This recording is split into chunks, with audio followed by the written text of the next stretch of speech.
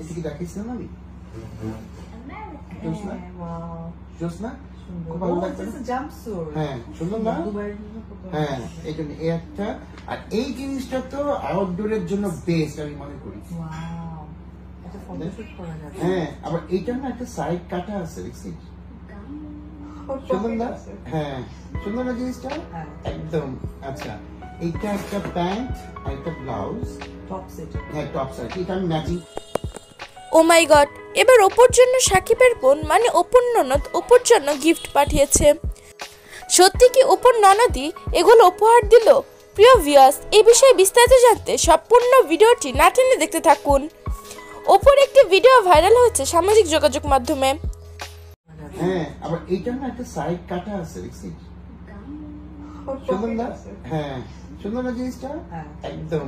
আচ্ছা, এইটা একটা প্যান্ট আর একটা ব্লাউজ, টপ সেট। হ্যাঁ, টপ সেট। এটা আমি যেখানে দেখা যায় অপু বিশ্বাসের গিফট এসেছে।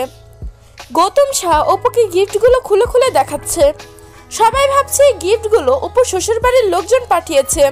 আসলে গিফটগুলো পাঠিয়েছে খন্দকার শপ থেকে। প্রিয় ভিউয়ার্স, এই ভিডিও নিয়ে আপনাদের কি মন্তব্য সেটা জানিয়ে দিবেন আমাদের কমেন্ট বক্সে।